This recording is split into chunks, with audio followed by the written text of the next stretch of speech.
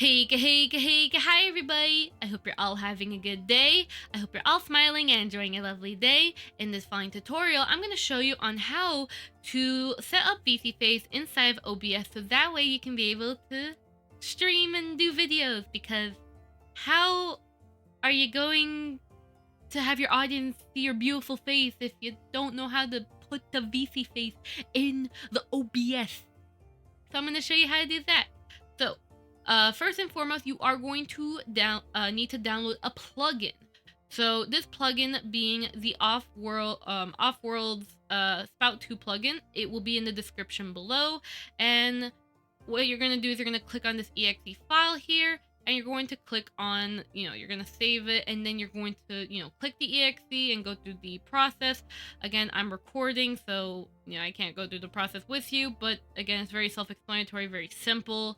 And if you're using the portable version of OBS, please make sure that you click on this and put this in the plugins folder of wherever it is located. With that being said, once you have this properly downloaded, the next thing that you're going to do is you're going to go over to your settings right here, go to general settings, and then you're going to click on the Spout 2 image capture support. Make sure that the checkbox is here. And once you have that, you're going to then go over to OBS, as you can see. So over here in OBS, we're going to go ahead and click on this button right here, plus, and then there should be a Spout Capture. If for whatever reason you can't see this, you might want to make sure that OBS is properly updated, and make sure also as well that you reinstall the Spout Capture. And if you're still struggling, then feel free to again report it in their issues page here if you're having issues. I will also leave a link to the Discord server, which is usually where that's actually where the creator of VSeeFace, Emiliana's at. So there should be at least, and there's also other people in the community as well that can help you out regarding VSeeFace issues. But either way, you're going to click on the plus button and you're going to click on Spout Capture. And you're going to click on OK here. Now, I'm going to pretty much appear, but I'm going to hide myself for just a moment. But over here, you're going to see Spout Senders. You're going to click on VSeeFace here, or you can leave it as default there, but I usually prefer to be specific on what the Spout Capture is, especially if I end up having multiple, like let's say if I use the Schust program for my fancy effects. So once you have that, in order to properly set up the transparency on the composite mode, make sure that you select any of these three. So either default, pre-multiplied, or converted pre-multiplied. Kind of depends. Especially if you have bloom, which I think I have bloom enabled. No, actually not. I think it's probably just something else with my model. But, depending on, you just have to choose what works best for you, really. But usually, it's either just one of these three. You just choose it. And after that, you just click on OK. And then from there, your model is in OBS, so you're ready to stream and record. Now, of course, there are two ways you can have your model be placed. You can either, again, take the capture here and just scale it and just put yourself in the corner if that's easier for you. I know many people do that a lot. However, you may experience an issue where, for example, your model cuts off very easily. You have the crown that's just cutting off. Like, please, I want people to see my tiara properly.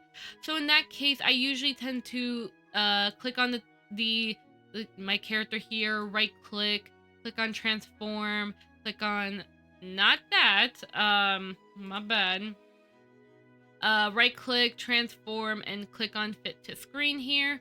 And then once I do that, what I then do is that in VSeeFace, I actually would then move the avatar. You can either move it manually, or you can actually go over to your settings, general settings, and you should be able, right here on the cameras here, you can be able to set up custom camera angles. So custom 2, camera 2 here, I put myself in the corner, and then I click on save, and then I put a hotkey, let's say that being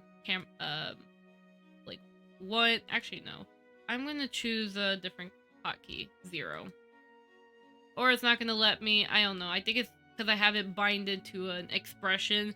But either way, you will set up a hotkey there, and you can pretty much just, you know, toggle the camera via hotkeys instead.